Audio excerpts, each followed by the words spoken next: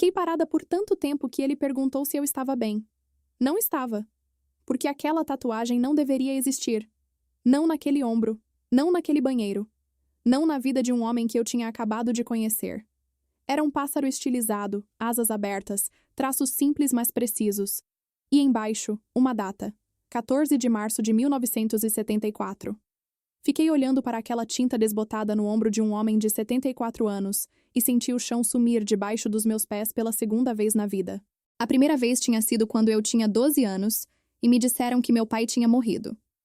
Mas antes de eu contar o que realmente aconteceu, tire um momento para curtir e se inscrever no canal e dizer de onde você está assistindo nos comentários. Agora vamos começar.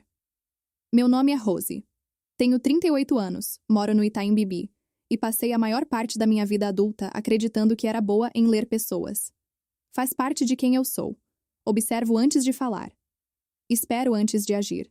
Nunca tiro conclusões antes de ter o suficiente para sustentar uma certeza. Mas tem coisas que a gente não consegue prever. Tem situações que chegam do ângulo que você nunca estava olhando. 6 meses antes daquela manhã no banheiro, meu marido Henrique tinha me dito que queria terminar. Não foi uma briga. Não teve traição descoberta. Não teve crise dramática. Não teve uma cena de novela. Foi uma conversa de um sábado à tarde, na cozinha, com ele de braços cruzados encostado na bancada e eu parada do outro lado segurando uma xícara de café que foi esfriando enquanto ele falava.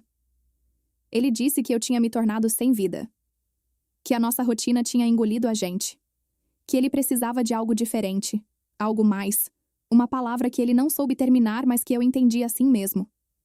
Não chorei na frente dele. Não implorei, não gritei, não disse as coisas que eu poderia ter dito. Fiz o que sempre faço. Fiquei quieta, processei, esperei ele terminar. E quando ele terminou, disse tudo bem. Precisava de um tempo para organizar as coisas. Ele ficou surpreso com a calma. Achei que ia ser mais difícil, ele disse, com aquela honestidade infeliz que as pessoas têm quando confundem crueldade com sinceridade. Não disse nada para isso. Nos meses seguintes, a vida foi se reorganizando da forma lenta e burocrática que as separações têm. Divisão de contas, redirecionamento de correspondências, a gaveta que ficou vazia, o lado da cama que ficou frio. Continuei trabalhando, saindo, funcionando. Por fora, estava intacta. Por dentro, era aquele tipo de cansaço que não passa com sono. O dinheiro começou a apertar no 4º mês. Eu trabalhava como consultora de RH por conta própria, e alguns contratos não tinham renovado. O apartamento que era caro para 2 ficou impossível para uma. Comecei a olhar alternativas. Foi num grupo de vagas no WhatsApp que vi o anúncio. Família busca cuidadora para idoso de 74 anos, período integral, segunda a sexta. Apartamento próprio, Higienópolis. Remuneração acima da média. Exige paciência e discrição. Paciência e discrição. Pensei comigo mesma que eram exatamente as 2 coisas que eu tinha de sobra. Liguei no dia seguinte. A entrevista foi com Cláudio, o filho de seu Armando. Um homem de uns 45 anos, cabelos bem cortados, aperto de mão firme e aquele jeito de quem está acostumado a delegar. Educado, objetivo, um pouco distante. Explicou que o pai tinha mobilidade reduzida no lado esquerdo após um AVC leve no ano anterior. Que era teimoso, que não gostava de mudanças, que tinha dispensado as 2 cuidadoras anteriores depois de poucos dias. Por quê? Perguntei. Ele deu de ombros. Não gosta de gente intrometida. Quer alguém que faça o trabalho sem fazer perguntas. Entendi, disse. Ele me olhou como se estivesse avaliando se eu era mesmo o tipo de pessoa que entende esse tipo de coisa. Aparentemente, concluiu que sim. Fui apresentada a seu Armando no final da entrevista. Ele estava sentado numa poltrona perto da janela, olhando para a rua lá embaixo. Quando Cláudio disse meu nome, ele virou devagar. Tinha um rosto que o tempo tinha trabalhado com cuidado. Linhas fundas, cabelos completamente brancos, olhos escuros e atentos do tipo que vê mais do que deixa transparecer. Não sorriu. Não estendeu a mão. Só me olhou por um momento que durou mais do que o confortável. Então disse uma coisa que não estava no script de nenhuma entrevista. Você tem o nariz da sua mãe. Fiquei imóvel. Cláudio pigarreou, visivelmente desconfortável. Pai, ele disse baixinho. Seu Armando desviou o olhar de volta para a janela como se não tivesse dito nada. Como se fosse uma observação sobre o tempo. Saí daquela entrevista com um emprego e com uma frase que não conseguia tirar da cabeça. Você tem o nariz da sua mãe. Ele não sabia meu sobrenome. Não sabia nada sobre mim além do que Cláudio tinha dito em 30 segundos. Como poderia saber qualquer coisa sobre a minha mãe? Tentei encontrar uma explicação razoável. Talvez fosse o tipo de coisa que idosos falam sem muita lógica. Talvez tivesse confundido com outra pessoa. Talvez eu estivesse interpretando demais uma frase sem sentido. Mas não consegui deixar de pensar. A primeira semana foi de adaptação. Seu Armando era exatamente o que Cláudio tinha descrito. Teimoso, fechado, avesso à conversa desnecessária. Não perguntava sobre minha vida. Respondia o mínimo necessário sobre a dele. Cumpríamos a rotina em silêncio quase total. Medicamentos, refeições, fisioterapia às terças e quintas. Caminhada curta no corredor do prédio quando o joelho permitia. O apartamento era grande e muito organizado, mas tinha uma ausência estranha. Nenhuma foto nas paredes. Nenhum quadro pessoal, nenhuma lembrança visível. Era o tipo de espaço que parece deliberadamente neutro, como se alguém tivesse tirado tudo o que pudesse contar uma história. Cláudio aparecia às sextas no final do dia.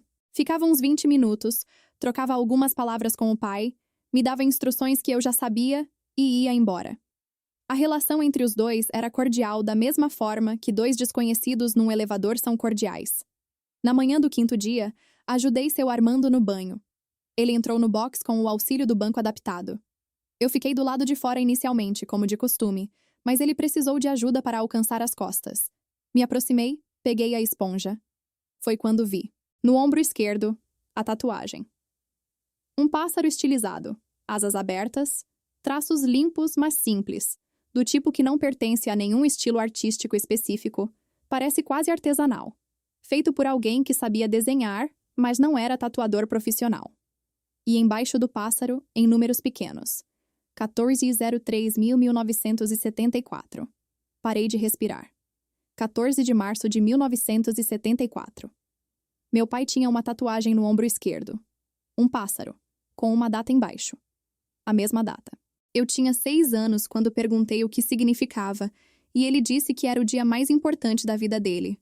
Quando eu perguntei por quê, ele sorriu e disse, porque foi quando eu entendi o que queria proteger. Nunca entendi o que queria dizer. Seu Armando perguntou se eu estava bem. Terminei o banho. Não disse nada.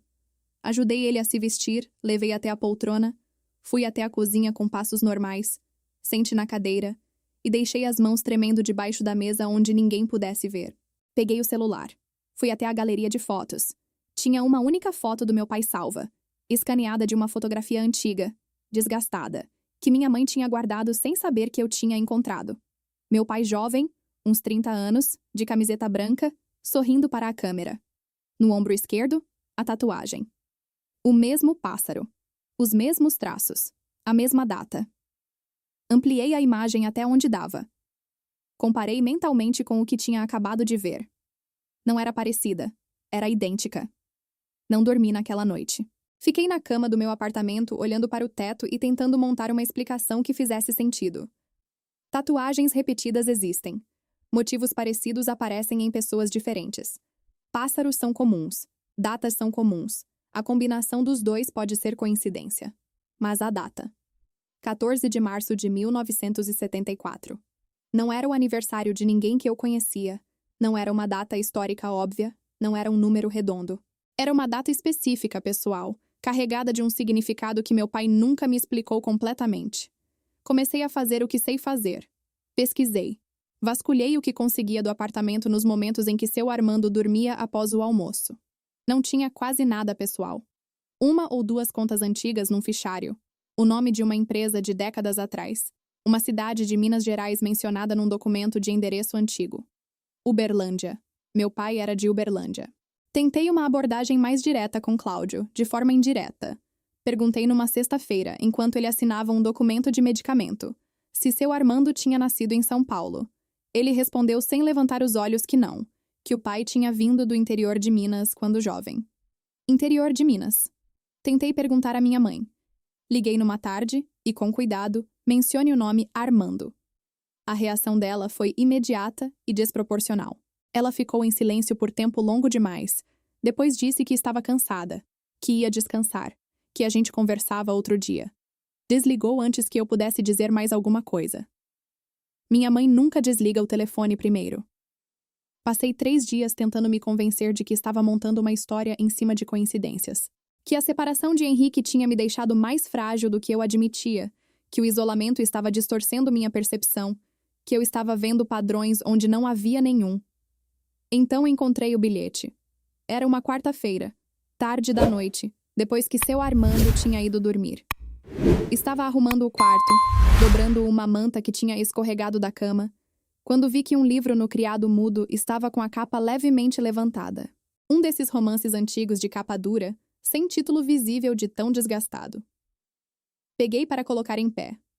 Um papel dobrado caiu. Segurei. Abri. Era um bilhete curto, de poucas linhas, escrito à mão. E a caligrafia. Eu conhecia aquela caligrafia. Os esses arredondados, o jeito que o R minúsculo ficava quase como um V, a pressão firme da caneta no papel. Tinha visto aquela letra em cartinhas de aniversário que chegavam pelo correio até os meus 11 anos. Em bilhetinhos dobrados dentro da lancheira quando ele ainda estava. Era a letra do meu pai. Fechei o papel. Coloquei de volta dentro do livro exatamente como estava. Saí do quarto. Fui até a cozinha. Sentei. E fiquei olhando pela janela para as luzes da cidade por um tempo que não sei dizer quanto foi. A pergunta que eu tinha tentado não fazer por 2 semanas finalmente se instalou com peso definitivo. Quem era seu Armando? Decidi não confrontar. Ainda não. Voltei no dia seguinte como se nada tivesse acontecido. Preparei o café da manhã, dei os medicamentos, sentei com ele enquanto ele tomava o suco, respondi quando ele falou. Fiz silêncio quando ele quis silêncio. Mas agora eu observava de um jeito diferente. Comecei a reparar em coisas pequenas que tinham passado despercebidas. O jeito que ele segurava a xícara com os 2 dedos do meio, não o polegar e o indicador como a maioria das pessoas. Meu pai tomava café assim. Achei que era maneirismo de família, coisa de interior. Nunca pensei em buscar isso em ninguém mais. Reparei que quando estava pensativo, seu Armando tamborilava a mesa com 3 dedos da mão direita. Sempre 3. Sempre no mesmo ritmo. Meu pai fazia isso nas reuniões de escola quando esperava minha mãe terminar de falar com a professora. Eu ficava do lado observando sem entender por que aquilo me acalmava. Reparei que ele não comia coentro. Tirava do prato com uma cara específica, quase infantil. Minha mãe sempre disse que meu pai era a única pessoa que ela conhecia que conseguia sentir coentro em qualquer coisa, não importava o quanto tivesse. Cada detalhe que eu encontrava não era prova de nada. Era apenas mais um fio num novelo que eu ainda não tinha coragem de puxar até o fim. Encontrei a fotografia numa quinta-feira, dentro de uma gaveta do escritório que estava destrancada. Uma foto pequena, 3x4, em preto e branco com as bordas amareladas. Um homem jovem, talvez 30 anos, segurando um bebê no colo. O homem estava de costas para a câmera, quase todo virado, mas dava para ver o perfil. E dava para ver o ombro esquerdo. A tatuagem. O bebê usava um casaco azul com botões brancos. Um casaco que eu reconheci antes de conseguir nomear por quê. A imagem chegou 1 segundo depois. Aquela memória de criança que a gente guarda no corpo antes de guardar na cabeça. Aquele casaco estava numa caixa no alto do armário da casa da minha mãe. Ela tinha guardado como a primeira roupa que eu usei quando vim do hospital. Uma das poucas coisas que ela não jogou fora quando reformou a casa anos depois. Fechei a gaveta com cuidado. Fui até a varanda. O vento frio de agosto em São Paulo bateu no meu rosto. Liguei para a minha mãe. Ela atendeu no segundo toque. E antes que eu dissesse qualquer coisa além do oi, ela falou com uma voz que eu nunca tinha ouvido nela, cansada de uma forma diferente de cansaço físico. Rosie, eu precisava te contar há muito tempo. Eu sei que você está perto dele. Eu soube quando você me disse o endereço do trabalho novo. Fui até a casa de repouso no sábado seguinte, cedo. Minha mãe estava sentada na poltrona do quarto dela, as mãos no colo, o olhar voltado para a janela. Quando entrei, ela me olhou com uma expressão que eu nunca tinha visto nela. Não era culpa exatamente. Era aquele tipo de peso que vem de uma decisão tomada há muito tempo, que a gente sempre soube que ia cobrar um preço. Sentei do lado dela. Peguei a mão dela. E esperei. Ela começou pelo começo.